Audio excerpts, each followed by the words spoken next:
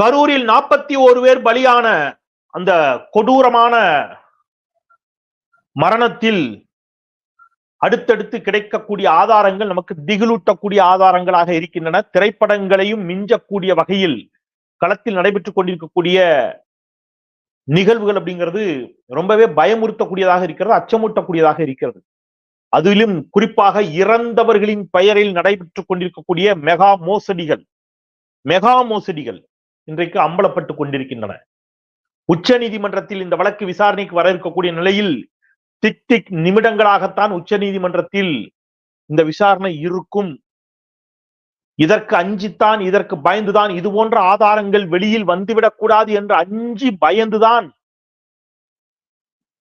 தவேகா தரப்பு எஸ்ஐடி சிறப்பு புலனாய்வு குழு விசாரணைக்கு எதிரான ஒரு வாதத்தை வைத்தார்களா? தவேகாவிற்கு ஆதரவாக களத்தில் இருந்து தவேகா நேரடியாக இல்லாவிட்டாலும் தவேகாவிற்கு ஆதரவாக சிபிஐ விசாரணை வேண்டும் என்று கோரப்பட்டதா, கேட்கப்பட்டதா? அஸ்ரா கார்க் தலைமையிலான விசாரணை குழு இந்த உண்மைகளை வெளியில் கொண்டு வந்துவிடும். அப்படி கொண்டு வந்து விட்டால் எடப்பாடி பழனிசாமியின் முகத்திரையும் கிளியும். அதுதான் ரொம்ப முக்கியம். விஜயின் முகத்திரை மட்டுமல்ல, எடப்பாடி பழனிசாமியின் முகத்திரையும் பாஜகவின் முகத்திரையும் சேர்ந்தே கிளியும். அப்ப உள்ளபடியே இவங்க ஏதோ பாஜக, அதிமுக, தவேகா ஒரு கூட்டணியை அமைத்து எப்படியேனும் ஆட்சி அதிகாரத்தை பெறுவதற்கு இந்த 41 பலியான உயிர்களின் மீது நின்று மிக கேவலமான மலினமான ஒரு மோசடி வேலையை செய்து கொண்டிருக்கிறார்கள். ஆதாரங்களோடு அதை அம்பலப்படுத்துகிறேன். வீடியோவிற்குள் செல்வோம். மீண்டும் ஒரு முறை உங்கள் அனைவருக்கும் வணக்கத்தை சொல்லி, இந்த வீடியோவிலும் கூட ஏன்னா இப்படிலாம் நடக்கிறீங்க அப்படிங்கிற வருத்தத்தோடும் கனத்த இதயத்தோடும் தான் வீடியோக்குள்ள போறேன். முதலில் களத்தில் சென்று இந்த தரவுகளை, இந்த ஆதாரங்களை, இந்த திகிலூட்டும் ஆதாரங்களை சேகரித்து நாட்டு மக்களுக்கு முன்வைத்தது அப்படின்னு பாத்தீங்கன்னா ட்ரைப்ஸ் சேனலினுடைய தம்பி கரிகாலன் அவர்களுக்கு நெஞ்சம் நேர்ந்த வாழ்த்துகள், பாராட்டுக்கள். அதே மாதிரி பல தம்பிகள் களத்துல இருந்தாங்க. பேரலையிலிருந்து போய் ஒரு டாக்குமெண்ட்ரி பண்ணிட்டு வந்திருக்கிறாங்க தம்பி இந்திரகுமார், மில்டன் போன்றவர்கள். இன்னும் நிறைய பேர், எண்ணற்ற தம்பிமார்கள் களத்தில் நிற்கிறார்கள். ஒவ்வொருத்தருடைய பெயரையும் குறிப்பிட்டு வாழ்த்தணும், அது ஒரு பெரிய பட்டியல் போகும். எல்லோருக்கும் என்னுடைய வாழ்த்துக்களை நான் பதிவு பண்ணிக்கிறேன். அத்தனை தம்பிமார்களுக்கும் என்னுடைய வாழ்த்துக்கள். அதுல ட்ரைப்ஸ்ல முக்கியமான ஒரு வீடியோ வந்திருக்கு, ஆதாரம், திகிலூட்டும் ஆதாரம். அதான் நம்ம இப்ப பேச போறோம். அதாவது இந்த 41 பேர் மரணம் அடைந்தார்கள் அல்லவா, அதுல இது ஆக்சுவலி இதெல்லாம் மெயின் ஸ்ட்ரீம் மீடியா இதை பண்ணிருக்கணும். பண்ணாங்கன்னா இன்னும் பெரிய அளவுல மக்கள்கிட்ட போய் சேரும், பண்ணுவார்கள் என்று நான் நம்புகிறேன். பிரதான ஊடகங்கள், காட்சி ஊடகங்கள், 24/7 நியூஸ் சேனல்ஸ், அப்புறம் துப்பறியும் புலனாய்வு வார இதழ்கள், அதெல்லாம் இதை கண்டிப்பா நேரடியாக போய் இதெல்லாம் செய்தியாக்கணும், நாட்டு மக்களை கொண்டு போகணும் என்று நான் மிகுந்த பணிவோடு கேட்டுக்கொள்கிறேன். ஏன் அப்படின்னு கேட்டீங்கன்னா, 41 பேர் பலியானதுல திருமதி சே சந்திரா அப்படின்னு ஒரு சகோதரி பலியா இருக்கிறாங்க. அவங்க பேர் சே சந்திரா. இவருடைய கணவர் சுப்ரீம் கோர்ட்ல ஒரு வழக்கு போடுறாரு. சந்திராவின் கணவர் பெயர் செல்வராஜ் பெயரில் சுப்ரீம் கோர்ட்டில் ஒரு மனு தாக்கல் செய்யப்படுகிறது, செல்வராஜினுடைய கையெழுத்தோடு. நல்லா புரிஞ்சுங்க, செல்வராஜ் கையெழுத்து போட்டிருக்காரு. என்ன மனு அப்படின்னு கேட்டீங்கன்னா, இந்த வழக்கை சிபிஐக்கு மாற்ற வேண்டும், 41 பேர் மரணம் அடைந்த வழக்கை சிபிஐக்கு மாற்ற வேண்டும் என்று செல்வராஜ் என்பவர், என் மனைவி இதுல இறந்துட்டாங்க, எனவே நானும் இதுல ஒரு மனுதாரர், என்ன சேர்த்துங்கன்னு சொல்லி கையெழுத்து போட்டு உச்சநீதிமன்றத்திற்கு மனு தாக்கல் செய்கிறார். மனு விசாரணை எல்லாம் நடக்குது. நீதிமன்றம் இந்த விசாரணை மனுக்களை எல்லாம் ஏற்றுக்கொண்டு விசாரித்து விட்டு அரசு தரப்புல நோட்டீஸ் கொடுத்து உங்க பதில சொல்லுங்கன்னு சொல்லி கேட்டுட்டு வழக்க தள்ளி வச்சிருக்கிறாங்க, ஒத்தி வச்சிருக்கிறாங்க. இப்ப களத்திற்கு போகிறார்கள் செய்தியாளர்கள். களத்துல போய் இந்த செல்வராஜ நேர்ல போய் பாக்குறாங்க. அந்த செல்வராஜிட்ட கேக்குறாங்க, ஐயா நீங்க தான் செல்வராஜா? ஆமா. இறந்து போன சந்திரா உங்களுடைய மனைவி தானா? ஆமா. நீங்க சிபிஐ விசாரணை வேண்டும் என்று கேட்டு உச்ச நீதிமன்றத்தில் மனு போட்டீர்களா அப்படின்னா அவருக்கு அப்படின்னா என்னன்னே தெரியல. அந்த ஐயாவுக்கு அப்படின்னா என்னன்னே தெரியல. இல்லையா, நான் அப்படிலாம் ஒண்ணும் கேட்கலையா, நான் ஒண்ணும் மனு எல்லாம் போடலையா, நமக்கு அது ஒண்ணும் தெரியாதையாங்கிறாரு. ஐயா நீங்க தானே செல்வராஜ்? ஆமா. உங்க மனைவி தானே சந்திரா? ஆமா. நீங்க தான் ஐயா கையெழுத்து போட்டிருக்கீங்க, நீங்க தானே மனு போட்டிருக்கீங்க. அவருக்கு அவ்வளவு பொருளாதார வலிமை கிடையாது. அவருக்கு எந்த சுப்ரீம் கோர்ட், ஹைகோர்ட் இது போன்ற விவகாரங்களே அவர் ஒரு எளிய சகோதரர், ஒரு பாட்டாளி சமூகத்தை சேர்ந்த ஒரு என்ன சொல்றது, விளிம்பிலும் இருக்கக்கூடிய ஒரு அண்ணன் அவரு. அந்த அண்ணாச்சிக்கு இது எதுவுமே புரிய கூட இல்லை. அவரை சுற்றி என்ன நடக்குன்னு கூட தெரியல. அவர் சொல்றாரு, நான் ஒண்ணும் பண்ணலையாங்கிறாரு. செய்தியை பேப்பர்ல வந்து செய்தி எடுத்து காட்டுறாங்க. ஆமா, என் பேர் தான் போட்டிருக்கு. ஆனா நான் ஒண்ணும் போடலையே. வேற எதுக்காவது கையெழுத்து போட்டு கொடுத்தீங்களா, வேற ஏதாவது பண்ணீங்களா, கையெழுத்து எதுக்காக போட்டீங்களான்னு கேட்டா அப்பதான் அவருக்கு ஞாபகம் வருது. ஆமா, எங்க ஊர்ல முன்னாள் பஞ்சாயத்து தலைவர் அவர் வந்து கையெழுத்து வாங்கினாரு, அவர்த்த நான் உள்ள கையெழுத்து போட்டு கொடுத்தனே.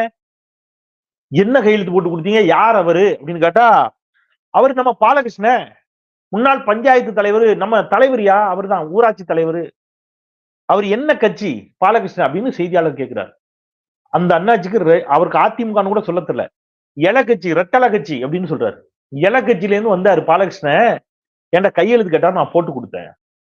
என்னன்னு கையெழுத்து கேட்டாரு, இந்த மாதிரி உங்க மனைவி இதுல இறந்துட்டாங்க, இதுல இறந்து போனவங்களுக்கு எல்லாம் ஏதாவது உதவி செய்யறவங்க, உதவி கிடைக்குது, உனக்கு ஒரு பையன் இருக்கிறான், உன் மகனுக்கு அரசு வேலை வாங்கலாம், அரசு வேலை வாங்குறதுக்கு ஏதாவது உதவி கிடைக்கும், அப்புறம் நிதி உதவியும் ஏதாவது கிடைக்கும், நீ அதுக்கு இதுல மனுல கையெழுத்து போட்டீங்கன்னா உனக்கு நிதி உதவி, அரசு வேலை கிடைப்பதற்கு நான் ஏற்பாடு செய்கிறேன் என்று சொல்லி ஒரு டாக்குமெண்ட்டை கொடுத்து கையெழுத்து வாங்கியிருக்கிறாங்க.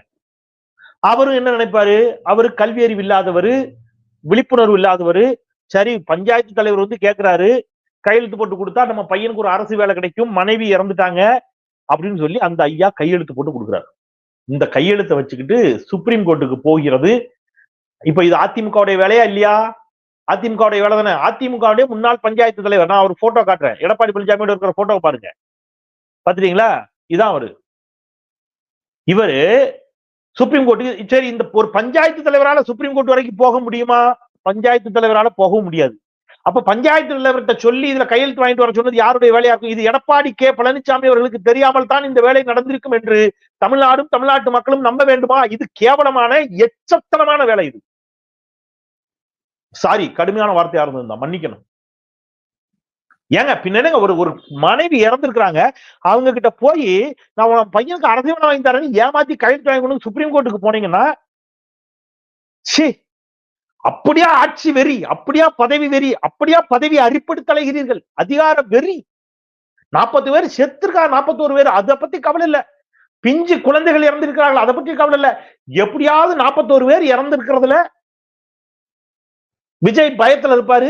அந்த பயத்தை பயன்படுத்தி விஜயை எப்படியாவது கூட்டணிக்குள்ள கொண்டு வந்துட்டோம்னா நாம ஜெயிச்சு ஆட்சிக்கு வந்துடலாம்னு நினைக்கக்கூடிய கேவலமான சிந்தனையின் வெளிப்பாடு திரு எடப்பாடி பழனிசாமி அவர்களுடைய சிந்தனையின் வெளிப்பாடு. எடப்பாடி பழனிசாமிக்கு தெரியல அப்படின்னு அவர் சொல்லட்டும், இல்லைன்னா எனக்கு இதுக்கு சம்பந்தம் இல்லைன்னு அவர் சொல்லட்டும். அப்ப லட்சுமி நாராயணனுக்கு யார் ஃபீஸ் கொடுத்தா எல்லாத்தையும் விசாரிக்கணுங்கிறனா? எல்லாத்தையும் விசாரிக்க. லட்சுமி நாராயணன் யாரு கேட்டீங்கன்னா அதை நான் ஸ்கிரீன்ல காட்டுறேன் பாருங்க. இப்ப நீங்க ஸ்கிரீன்ல பாருங்க, ரிட் பெட்டிஷன், சரியா, நம்பர் 413/2025, டைரி நம்பர் 58353/2025, வழக்கு Selvaraj B versus the state of Tamil Nadu. Selvaraj இந்த இறந்து போனாங்க இல்லையா, இந்த அம்மாவுடைய கணவர் செல்வராஜ் தமிழ்நாடு அரசுக்கு எதிராக போட்டிருக்கிற மனு. செல்வராஜுக்கு ஆதரவா யார் வாதாடுறா? Senior advocate Lakshmi Narayanan. Lakshmi Narayanan Supreme கோர்ட்ல ரொம்ப சீனியர். ஒவ்வொரு சிட்டிங்கும் இவங்களுடைய ஃபீஸே ஏகப்பட்ட ஃபீஸ், அது ஒரு பெரும் தொகை. ஏன்னா அவ்வளவு அனுபவம் வாய்ந்தவர்கள், அவ்வளவு சீனியர்ஸ். அப்ப இவங்களுக்கு பணம் கொடுக்கிற அளவுக்கு செல்வராஜ் பணம் இருக்குமா? இருக்காது. சரி, லட்சுமி நாராயணன் கருப்பா ஜோப்பானாவும் செல்வராஜுக்கு தெரிஞ்சிருக்குமா? தெரியாது. சுப்ரீம் கோர்ட் எப்படி போகணும், எங்க இருக்கு, எதுவும் தெரியாது. சரி, நீங்க சுப்ரீம் கோர்ட்டுக்கு தான் போறோம் அப்படின்னு விவரத்தை சொல்லியாவது கையெழுத்து வாங்கினீங்களா? அதுவும் இல்ல. சிபிஐனா என்னன்னு தெரியுமா? அந்த ஐயாவுக்கு தெரியாது. அப்ப அரசு வேலை வாங்கி தரேன்னு சொல்லி ஏமாத்தி, நான் அந்த வீடியோவை, அந்த சின்ன கிளிப்பிங், தம்பி அது ட்ரைப்ஸ்ல வந்த வீடியோ, சின்ன கிளிப்பிங் மட்டும் நீங்க இதுல காட்டுங்க தம்பி, அதை நீங்க பாருங்க, அப்பதான் என்னுடைய கோபத்தினுடைய காரணம் உங்களுக்கு புரியும். அந்த வீடியோ காட்டுங்க தம்பி. செல்வராஜ் பி, அது உங்க பேர் தானுங்க? அட்வொகேட் பேர் வந்து லக்ஷ்மண் நாராயணன். அப்படி யாருன்னா உங்களுக்கு தெரியுமா அட்வொகேட்? அந்த அட்வொகேட்டுக்கும் உங்களுக்கு எதுவும் தெரியாது. எப்படி அந்த பெட்டிஷன்ல நீங்க கையெழுத்து போட்டீங்க? கையெழுத்து பழைய முன்னாள் தலைவர் சொன்னாப்பிங்க. என்ன தலைவர்? ஊராட்சி தலைவர்? ஊராட்சி தலைவர் இருந்தாரு. ஓகே. அதனால அது கையெழுத்து போட சொன்னாப்பிங்க. ஓகே. பாலகிருஷ்ணன் என்ன கட்சியில இருக்காரு? எட்டுல. ரெட்டல. அதிமுகங்களா? எட்டுல வந்து ரெட்டில் இந்த ஓகே ஓகே ஓகே இருக்கு அப்படிங்க.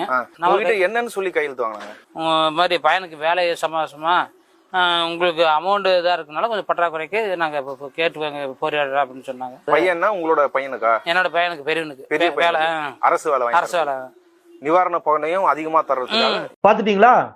அப்ப இது எவ்வளவு மோசமான சரி, இதே மாதிரியானது ஒரு வேலைய கொஞ்சம் கூட கூச்சம் இல்லாம இதே மாதிரியானது ஒரு வேலையத்தான் ஒரு பெண்மணி, அவங்களுடைய குழந்தை இறந்து போச்சு, 9 வயது குழந்தை. அந்த 9 வயது குழந்தையினுடைய தந்தையார், அந்த ஆளு இந்த அம்மாவை விட்டுட்டு ஓடிட்டான். அந்த குழந்தை இறந்ததுக்கு சுடுகாட்டுக்கு வந்து இந்த குழந்தையுடைய முகத்தை கூட பார்க்கல, ஓடிட்டான். அவன்கிட்ட போய் பார்த்து அவன்கிட்ட கையெழுத்து வாங்கி சுப்ரீம் கோர்ட் போயிருக்கிறீங்க. இதெல்லாம் கேவலம் கேவலம் கேவலம். அப்படி என்னடா பதவி வெறி உங்களுக்குலாம்? ஏன் என்ன நீங்க வந்து போய் அப்படி என்ன நீங்க வந்து முதலமைச்சரா இருந்து அப்படி என்ன நீங்க வந்து அப்படி பதவிக்கு வந்து நீங்க என்ன செஞ்சிட போறீங்க?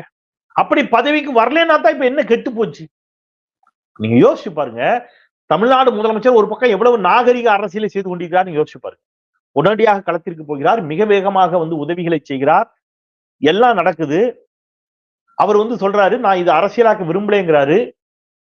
அவர் நினைச்சிருந்தாருன்னா விஜயை பிடிச்சி கைது பண்ணி உள்ள வச்சுக்கிட்டு விஜயை A1 ஆக்கிட்டு கோர்ட்டுக்கு போயிட்டு வெயில்ல வெளியில வருவீங்க. பட் வழக்கு நடக்கும் தானே, சார்ஜ் ஷீட்டை போட்டு வழக்க போட்டு அவருக்கு சார் உட்காந்து வச்சிருக்கலாம். ஆனா அவர் அப்படி நினைச்சாரா? நீங்க அவரை கேட்ட கேள்விக்கு ஸ்டாலின் சார், ஸ்டாலின் அங்கிள், அவரே இவரேன்னு கேட்ட கேள்விக்கு அந்த இடத்துல ஜெயலலிதா அம்மா இருந்திருந்தா உங்களை பழி வாங்கியிருக்குல்ல. அப்ப அவர் ஸ்டாலின் எவ்வளவு மேம்பட்ட நாகரிக அரசியல்வாதி, பழி வாங்கணும்னு நினைக்கல. அவர் ஒரு நாகரிக அரசியலினுடைய உச்சமாக இருக்கிறார். அப்ப ஒரு நாகரிக அரசியலினுடைய நவீன கால அடையாளமாக இருக்கக்கூடியவரை நீங்க என்ன செய்யக்கூடாது? அவர் ஏதோ உங்களுக்கு வந்து பயந்து போயிருக்கிறார் நினைச்சிட்டு இருக்கீங்களா? டேய், மிஸ்ஸாவை பார்த்தே பயப்படாதவர். நான் திருப்பி சொல்றேன், அவர் இந்திரா காந்தியை பார்த்து பயப்படாதவர்.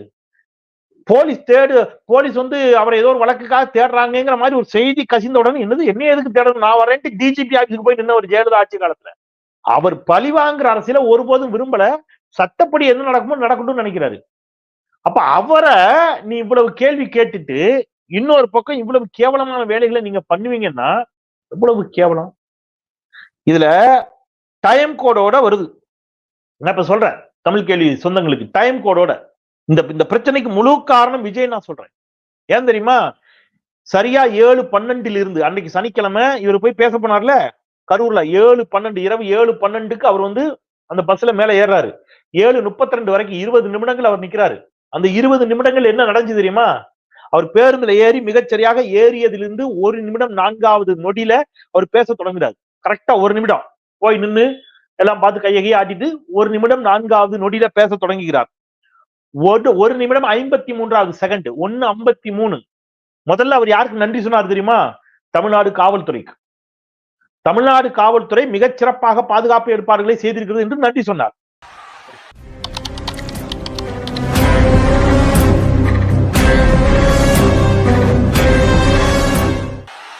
முதல்ல போலீஸ் டிபார்ட்மெண்ட்டுக்கு என்னுடைய மனமார்ந்த நன்றிகள். அவங்க இல்லைன்னா அந்த பைபாஸ்ல இருந்து இந்த ஸ்பாட்டுக்கு என்னால வந்திருக்க முடியுமான்னு எனக்கே தெரியல. So once again thank you so much. அப்புறம் இப்ப ஏன் மாத்தி சொல்றீங்க? தமிழ்நாடு காவல்துறை இல்லைன்னா நான் இந்த இடத்துக்கு வந்திருக்கவே முடியாதுன்னு சொன்னார். இந்த இடத்துக்கு வந்திருக்க முடியாதுன்னு சொன்னார். அப்ப தமிழ்நாடு காவல்துறை இந்த இடத்துக்கு வந்தே ஆகணும் நீங்க அடம் பிடிச்சதுனால அவங்களும் முடிஞ்ச அளவு என்ன செஞ்சாங்க, உங்களுக்கு ஒத்துழைப்பு கொடுத்தாங்க. நீங்க அந்த கூட்டத்தை விலக்கிக்கிட்டு பேருந்து அங்க கொண்டு வந்தது தப்பு. கொண்டு வந்ததனுடைய விளைவு 3வது நிமிடம், மிகச்சரியாக 3வது நிமிடம் 1வது வினாடி முதல் ஆம்புலன்ஸ் கூட்டத்துக்குள்ள வருது. 3வது நிமிடம்னு வச்சுக்கோங்க. இவர் பேச ஆரம்பிச்சு 3வது நிமிஷத்துல முதல் ஆம்புலன்ஸ் உள்ள வந்துருச்சு. அப்படின்னா என்ன அர்த்தம்னா, இந்த வண்டி பேருந்து உள்ளே போன உடனேயே நெரிசலில் மக்கள் மயங்கி விழ தொடங்கி விட்டார்கள். எப்படி சார்? ஏஐ ஆர்டிபிஷியல் இன்டெலிஜென்ஸ்ல இத ஒருத்தர் அழகா எடுத்து கேட்டு ஏஐ உதவியோட இத வந்து ஒரு ஆர்டிகிளா மாத்திருந்தாரு, படமாவே மாத்திருந்தாரு, வீடியோவாவே மாத்திருந்தாரு. இப்ப நீங்க உங்களுக்கு புரியுற மாதிரி சொல்றேன். ஒரு கல்லை தூக்கி தண்ணீரை போட்டீங்கன்னா அந்த கல் தண்ணீருக்குள்ள போகும்போது எவ்வளவு போதோ அவ்வளவுக்கு என்ன செய்யும், தண்ணீர் வெளியேறும். கரெக்டா? கரெக்ட் தானே நான் சொல்லுது? எவ்வளவு போடுறீங்களோ அதுக்கு என்ன, அந்த அளவுக்கு எந்த அளவோ அந்த அளவுக்கு வெளியேறும், மொத்தமாக வெளியேறாது. இந்த இது எவ்வளவு போதோ அதுக்கு ஏற்ற மாதிரி என்ன இருக்கும், வெளியேற்றம் இருக்கும். அப்போ ஒரு இடத்துல அதேதான், ஒரு கூட்டம், பெரும் கூட்டம் இருக்குது. அந்த கூட்டத்திற்குள் இந்த பேருந்தினுடைய சைஸ் எத்தனை அடி நீளம், எத்தனை அடி அகலம் என்பதை போட்டு, இந்த பேருந்து உள்ளே போனால் எத்தனை மனிதர்கள் அங்கே இன்னலுக்கு உள்ளாவார்கள், எத்தனை மனிதர்களுக்கு அங்கே சிக்கல் ஏற்படும் அப்படின்னு ஒரு கேள்வி. அங்க இருந்த அந்த அந்த கிரௌடு, அந்த ரோடு, அந்த இதெல்லாம் கணக்கு பண்ணி கேட்கிறாரு. 152 பேர் வெளியேற்றப்படும் நிலை ஏற்படும் இருக்குது ஆர்டிபிஷியல் இன்டெலிஜென்ஸ். 152 பேர். ஒரு நீங்க சொன்னா நம்ப மாட்டீங்க, உண்மை என்ன தெரியுமா? மிகச்சரியாக ஒரு 150 பேர் இதனால் பாதிக்கப்பட்டிருக்கிறார்கள். 41 பேர் மரணம் அடைந்திருக்கிறார்கள். மருத்துவமனையில் சேர்க்கப்பட்டவர்கள், சிகிச்சை பெற்றவர்கள் பாத்தீங்கன்னா ஒரு 150, அரௌண்ட் 150. மிகச்சரியாக ஆர்டிபிஷியல் இன்டெலிஜென்ஸ் சொல்லிவிட்டது. ஒரு பேருந்து உள்ள போகும்போது இணை நோய்கள் உள்ளவர்கள், மூச்சு திணறல் உள்ளவர்கள், கடும் நெருக்கடியில ஃபர்ஸ்ட் அவன் அஃபெக்ட் ஆகுறான், பாதிக்கப்படுறான். அப்ப இந்த பேருந்து உள்ள போன உடனே மயங்கி விட ஆரம்பிச்சிட்டான். ஏன்னா கூட்டம் விலகுது. உங்களுக்கு சொல்றது புரியுது நினைக்கிறேன். இப்படி இருக்கிற கூட்டத்துல ஒரு பேருந்து உள்ள போகும்போது இந்த பக்கம் கொஞ்சம் கூட்டம், இந்த பக்கம் கொஞ்சம் கூட்டம் விலகும் போது இந்த பக்கம் ஜெனரேட்டர் செட் இருக்குது, போக வழி இல்ல, சிக்கி சின்னாபின்னமாகி மயங்கி விழிக்கிறார்கள். விஜய் பேச தொடங்கிய 3வது நிமிடம் ஆம்புலன்ஸ் வந்துருச்சு. 3:44. முதல் ஆம்புலன்ஸை பார்த்த உடனே ஒருத்தர் என்ன பண்ணிருக்கணுங்க? விஜய் பண்ண தப்பு 3வது நிமிடத்திலேயே தொடங்கி விட்டது. முதல் ஆம்புலன்ஸை பார்த்த உடனே என்ன பண்ணிருக்கணும்? ஆம்புலன்ஸ் வருது, என்னன்னு கேளுங்க, யாரும் மயங்கி விழுந்துட்டீங்களா, நிப்பாட்டி இருக்கணும். இவர் என்ன பண்றாரு? 3:44 ஸ்கிரிப்ட் பேப்பரை தன்னுடைய உதவியாளரிடமிருந்து வாங்குகிறார். 4:45 அந்த ஆம்புலன்ஸ் 3வது நிமிடம் உள்ள வந்துருச்சு. இவர் பேச தொடங்கிய 3வது நிமிடம் ஆம்புலன்ஸ் உள்ள வந்துருச்சு. இவர் 4வது நிமிடம் 45வது செகண்ட் போறீங்களா அப்படின்னு ஆம்புலன்ஸ் பார்த்து கேட்கிறார். போறீங்களா?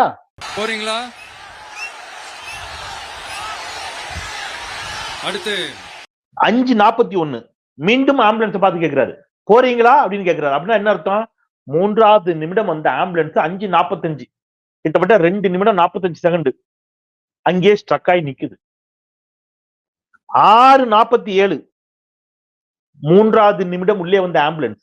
6:47 அப்படின்னா எத்தனை நிமிஷம்? 3 நிமிடம் 47 செகண்ட், கிட்டத்தட்ட 4 நிமிடம். என்னப்பா ஆம்புலன்ஸ்ல நம்ம கொடி போட்டிருக்குங்கிறாரு. அந்த வீடியோஸ்லாம் உங்களுக்கு காட்டுறேன். அப்பதான் அந்த ஆம்புலன்ஸ் உள்ளே வருது. இவர் கேட்கிறார், என்னப்பா வீடியோ ஆம்புலன்ஸ்ல நம்ம கொடி போட்டிருக்குது? என்னப்பா ஆம்புலன்ஸ்ல நம்ம கொடி இருக்குது?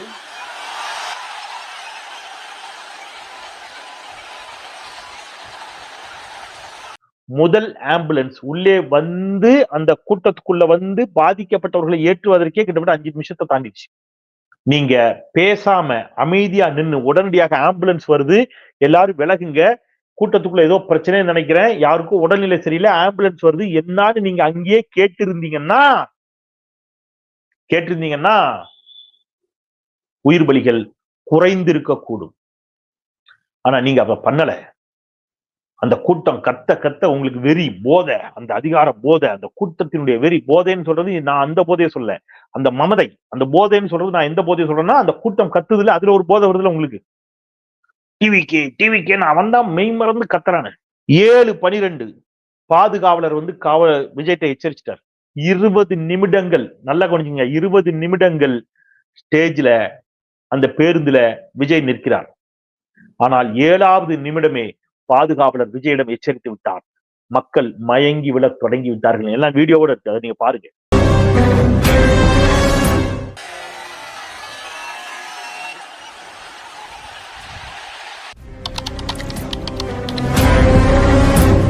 என்னாச்சு?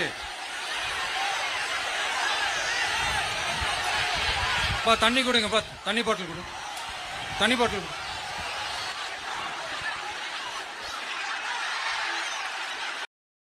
ஏழாவது நிமிடம் 12வது செகண்ட் 7:21 விஜய் தண்ணீர் பாட்டிலை தூக்கி எறிகிறார். அப்பவாவது விஜய் என்ன செஞ்சிருக்கணும்? மக்கள் மயங்கி விட தொடங்கி விட்டார்கள். தண்ணீர் பாட்டில கொடுக்குறோம், பேச்ச நிப்பாட்டிப்போம், என்ன ஆச்சு பிளீஸ் எல்லாரும் கொஞ்சம் வழி விடுங்க, எல்லாருக்கும் மூச்சு திணறல், காத்து வரட்டும் கொஞ்சம். அதாவது இங்க எல்லாரும் சொல்றான் வழியே இல்ல, அடைச்சிருச்சுன்னா முட்டா பயில்கள். அது ஹைவேடா, அது ரோடு. இப்படி இருக்குது ரோடு. இந்த பக்கம் போலாம், இந்த பக்கமும் போலாம். ஒரு ரோட்டுல இந்த பக்கமும் இந்த பக்கமும் போறதுக்கு வழி இருக்குது. 2 பக்கமும் வழி அடைச்சிட்டாங்களா? இல்ல. அப்ப எல்லாரும் இந்த பக்கமும் இந்த பக்கமும் போகாம இந்த பக்கமும் வர்றான் உள்நோக்கி. விஜய் மூஞ்ச பாத்தரணும், செத்தாலும் பரவாயில்ல விஜய் மூஞ்ச பாத்தரணும். எவனும் இப்படி போல எல்லாரும் இப்படி வர்றான், இப்படி வர்றான். இப்படி போறதுக்கு இடம் கிடையாது. இப்படி தட் மீன்ஸ் அகலத்துல இடம் கிடையாது. அகலத்துல 2 பக்கமும் கடைகள், நீளத்துல ரோடு தான் இருக்கு. நீளத்துல வெளியே போயிருக்கணும். 2 பக்கமும் கடைகள் இருக்கு. அப்ப கடை மேல ஏறட்டா கூரை மேல ஏறட்டான்னு நினைச்ச கூட்டமா இருக்குப்பா, நம்ம ரோட்டை விட்டு கொஞ்சம் நகர்ந்துருவோம்னு அந்த ரோடு வழியாக வெளியில் வந்திருந்தால் உயிர் பலி தவிர்க்கப்பட்டிருக்கும். அப்ப அதுவும் நடக்கல. சரி, விஜயாவது நீங்க முதல்ல அந்த பக்கமும் இந்த பக்கமும் போங்கன்னு சொல்லியிருக்கணும், போகல. தண்ணீர் பாட்டில கொடுக்கிறார், அப்பவும் பேச்ச நிப்பாட்டல. 8:14 தாவேகா துணை பொருளாளர் ஜெகதீஷிடம் ஆம்புலன்ஸ் கேட்கிறார். விஜய் ஆம்புலன்ஸ் கொண்டாங்க. 8:14 மூன்றாவது நிமிடம் முதல் ஆம்புலன்ஸ் வந்துருச்சு. 8வது நிமிடம் இவர் அடுத்த ஆம்புலன்ஸ் கேட்கிறாரு. அப்போ மக்கள் இன்னும் மயங்கி விட தொடங்கி விட்டார்கள். அப்பவாவது பேச்சை நிப்பாட்டி இருக்கணும் விஜய். 8:33 கூட்டத்திலிருந்து தொண்டர்கள் கத்துறாங்க, வாயில வயிற்றுல அடிச்சுட்டு கத்துறான். என்னப்பா ஒண்ணு கேட்கல, என்ன சொல்றீங்க? கேட்கலப்பாங்கிறார் விஜய். எப்படி கேட்கும்? அங்கதான் டிவிகேன்னு கத்துறானு. பக்கத்துல ஒருத்தன் மயங்கி கிடக்குறான், இன்னொருத்தன் ஐயோ மயங்கிட்டான்னு கத்துறான். ஆனா அவனுக்கு முன்னாடி இருக்கிறவன் பின்னாடி மயங்கினதே தெரியாம அவன் விஜயின் மீது கொண்ட மயக்கத்தில் டிவிகேன்னு டிவி தூக்கிட்டு இருக்கான். அவன் பின்னாடி ஒருத்தன் உயிருக்கு போராடிட்டு இருக்கான்டா, மயங்கி விழுந்துட்டான்டா. அவனுக்கு அதை பத்தி கவலை இல்ல. செத்து போயிருக்காங்கல்ல, 41 பேர் செத்துட்டாங்கல்ல. அதுலயே இன்னும் சில பேர் என்ன சொல்றான், விஜய பார்த்துட்டா போதுங்கிறான். என்ன மாதிரியான தமிழ் சமூகத்தில் நம்ம இருக்கணும்னு யோசிச்சு பாருங்க.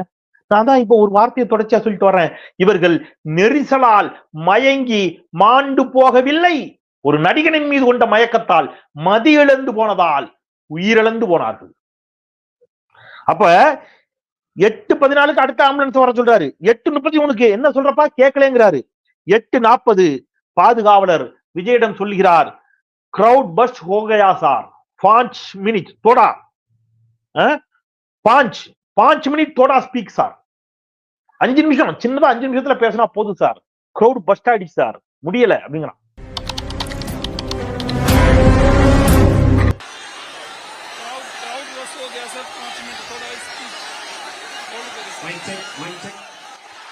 மனசாட்சியத்தை பாவிகளா, அங்கேயாவது பேச்ச நிப்பாட்டி இருக்கலாமே, அங்கேயாவது பேச்ச நிப்பாட்டி இருக்கலாமே. 8:40 பாதுகாவலர் விஜயிடம் இத சொன்ன பிறகு 8:59 தாவேகா நிர்வாகி ஒருத்தர் கேட்கிறாரு, ஆம்புலன்ஸ் எப்படி உள்ள வருங்கிறாரு. ஆம்புலன்ஸ் வர சொல்லிட்டாங்க, ஆம்புலன்ஸ் வந்துருச்சு, எப்படி உள்ள வரும், எப்படி ஆம்புலன்ஸ் உள்ள வரும்னு கேட்கிறாரு. எல்லாம் வீடியோவோட இருக்கு, நான் எல்லாத்தையும் காட்டுறேன், எப்படி உள்ள வரும். 9:09 Aadhav Arjuna we have to evacuate அப்படிங்கிறார். நீங்க பிளைட்ல போனவங்களுக்கு தெரியும், evacuate என்று சொல்லுகின்ற பொழுது இந்த இதை திறக்கணும்பாங்க, எமர்ஜென்சி கேட் பக்கத்துல இருக்கும்போது. அப்படின்னா வெளியேறு, we have to evacuate, நாம் வெளியேற வேண்டும்.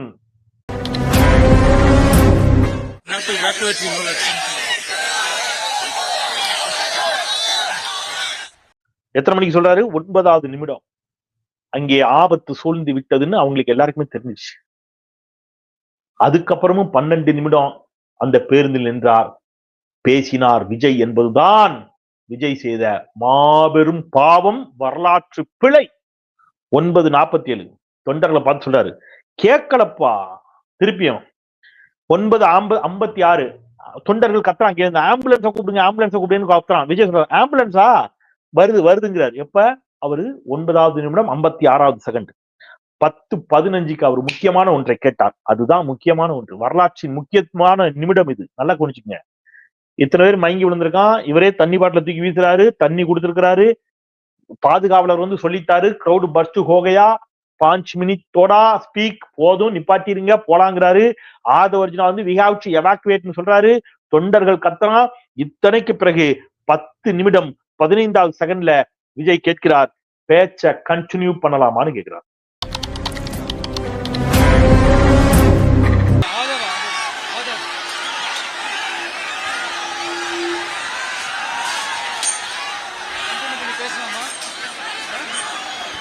பேச்சை கண்டினியூ பண்ணலாமா? டாக்டர் பிரபுவை கூப்பிடுறாரு. 10 நிமிடம் 34வது செகண்ட். 11 நிமிடம் 43வது செகண்ட்ல ஒண்ணு கேட்கிறார். திருப்பியும் கண்டினியூ பண்ணலாமான்னு கேட்கிறார். திருப்பியும் கண்டினியூ பண்ணட்டுமா? ஆம்புலன்ஸ் வருது, விஜய் வர சொன்ன ஆம்புலன்ஸ் வருது, அடுத்தடுத்த ஆம்புலன்ஸ் வருது. ஆதவர்ஜுனா சொல்றாரு, நம்ம ஆம்புலன்ஸ் தான் அதுன்னு சொல்றாரு. 14வது நிமிடம் 50வது செகண்ட் அடுத்த ஆம்புலன்ஸ் வருது.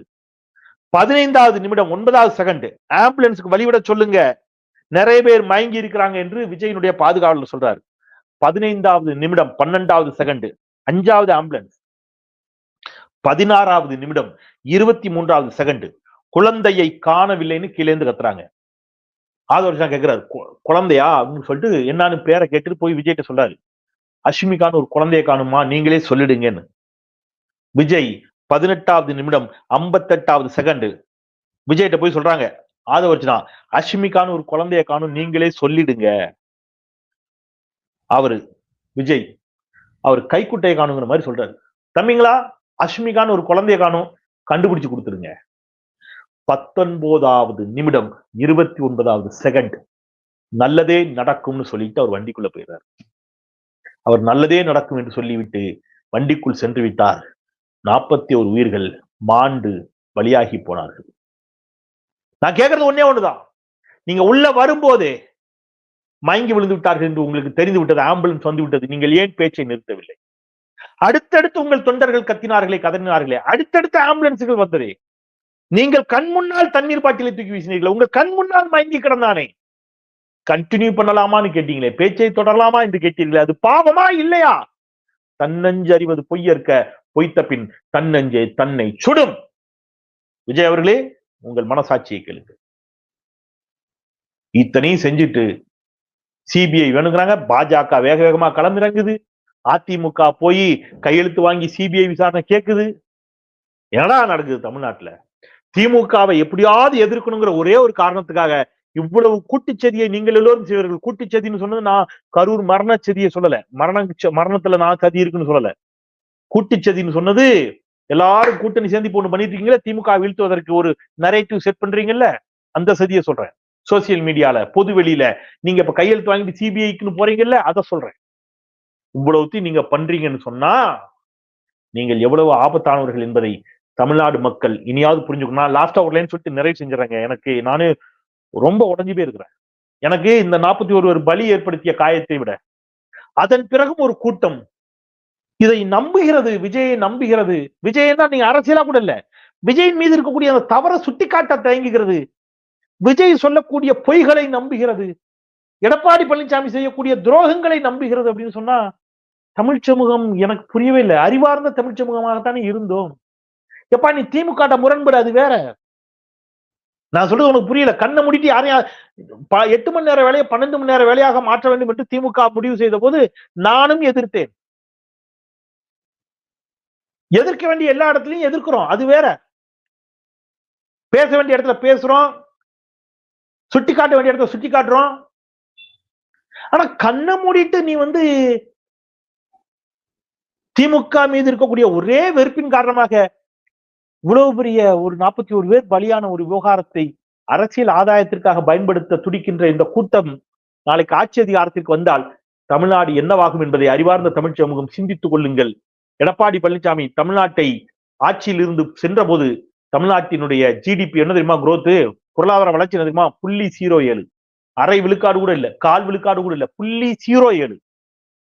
4 ஆண்டுகளில் 11.19 விழுக்காடாக அதை உயர்த்தி இந்தியாவின் முதன்மை மாநிலமாக காட்டியிருக்கிறார் முத்துவேல் கருணாநிதி ஸ்டாலின். என்ன செஞ்சாலும் நான் ஏத்துக்க மாட்டேன் அப்படின்னு நினைச்சேன்னா யானை தன் தலையில் தானே மண்ணை வாரி போட்டுக் கொள்வதற்கு சமம். அதுக்கப்புறம் உங்க தலையில என்ன லீக்கோ அதானே. நான் ஒண்ணு சொல்லிட்டு முடிச்சிடறேன். நான் எனக்கு நல்லா ஞாபகம் இருக்குது. அப்போ ஜெயலலிதா அம்மா எங்க ஊருக்கு பிரச்சாரத்துக்கு வந்திருந்தாங்க. அதற்கு முன்பாக கலைஞர் ஆட்சி காலத்துல மக்கள் நலப்பணியாளர்கள், சாலை பணியாளர்கள் எல்லாம் நியமனம் பண்ணார். அரசு பணியாளர்களா நியமனம் பண்ணார். மக்கள் நலப்பணியாளர்கள் நிறைய பெண்கள் அதுல நியமிக்கப்பட்டாங்க. அதுல மக்கள் நலப்பணியாளராக நியமிக்கப்பட்ட ஒரு அக்கா கலைஞர் காலத்துல நியமிக்கப்பட்டாங்க. அவங்க என்ன பண்ணாங்க, ஜெயலலிதா பிரச்சாரத்துக்கு வந்திருக்கிறாங்க, பார்த்துட்டு நான்லாம் இந்த வாட்டி ரெட்டலைக்கு தான் ஓட்டு போடுவேன், ஜெயலலிதாவுக்கு தான் ஓட்டு போடுவேன் அந்த அக்கா. ஏன்கா அப்படின்னு கேட்டேன். எனக்கு நல்ல ஞாபகம் இருக்கு, நான் மிகைப்படுத்தல, நிஜமா எனக்கு நல்ல ஞாபகம் இருக்கு. என்ன கலரா இருக்காங்க, தகன்னு மின்றாங்க அப்படின்னு அந்த அக்கா. இதுக்கெல்லாம் கூட ஓட்டு போடுவாங்களான்னு நான் நினைத்தது உண்டு. எம்ஜிஆர் அப்படி இன்னமும் சொல்லிட்டு இருப்பாங்க, தகன்னு மின்றாங்க. அது அவங்க நல்லா, அவங்களுக்கு வேற யார் இருக்கா, குடும்பமா இதுவா, அவங்க வந்தாங்கன்னா நல்லது செய்வாங்க, ஒரு மாற்றம் வேணும் இப்படின்னு சொல்லி கொண்டு போய் ஜெயலலிதா ஓட்ட போட்டாங்க. அந்த அக்காவே ஓட்டு போட்டுச்சு, எனக்கு தெரியும். ஏன்னா சொன்னாங்கல்ல, ஓட்டு போட போறீங்கன்னு சொன்னாங்க, ஓட்டு போட்டதுக்கு அப்புறமும் சொன்னாங்க. ஜெயலலிதா ஆட்சிக்கு வந்தோட முதல்ல ஆப்பு வச்சாங்க, மக்கள் நல பணியாளர்கள்லாம் வீட்டுக்கு போங்க, சாலை பணியாளர்கள்லாம் வீட்டுக்கு போங்க, எல்லாரும் வேலையை பிடிங்கிட்டு வீட்டுக்கு அனுப்பிட்டாங்க. அரசியல் என்பதை இந்த மாதிரி மேலோட்டமாக வெறுப்பு வெறுப்பின் காரணமாக பார்த்து அணுகும் அறிவற்ற சமூகம், அரசியல் மயப்படுத்தப்படாத சமூகம் வரலாற்றில் ஒருபோதும் வென்றதாக சரித்திரமே இல்லை. உணர்ச்சி வயப்படாம நின்று நிதானித்து இந்த 4 ஆண்டுகளில் தமிழ்நாடு அடைந்திருக்கக்கூடிய வளர்ச்சியை சீர்தூக்கி பார்த்து, வட மாநிலங்களில் வேலை இல்லாமல் தமிழ்நாட்டிற்கு வரக்கூடிய வடமாநில இளைஞர்களை பார்த்து, பாஜக வடமாநிலத்தை எப்படி சீரழித்து வைத்திருக்கிறது, அது மாதிரி தமிழ்நாடு சீரழிந்து விடக்கூடாது என்று எண்ணுவீர்களே என்று சொன்னால், நடிகர்களால் ஒருபோதும் நாடாள முடியாது என்பதை புரிந்து கொள்வீர்களே என்று சொன்னால், தமிழ்நாடு தப்பி பிழைக்கும். இல்லை என்றால் தமிழ்நாட்டை யாராலும் காப்பாற்ற முடியாது என்பதை சொல்லி கனத்த இதயத்தோடு விடைபெறுகின்றேன். தமிழ் கேள்வியை தொடர்ந்து பாருங்கள், உங்கள் ஆதரவை தாருங்கள், சப்ஸ்கிரைப் செய்து பாருங்கள், உங்கள் நண்பர்களுக்கு, விருந்தினர்களுக்கு, உறவினர்களுக்கு பரிந்துரை செய்யுங்கள். குரலற்றவர்களின் குரலாய் நான் செந்தில். நன்றி.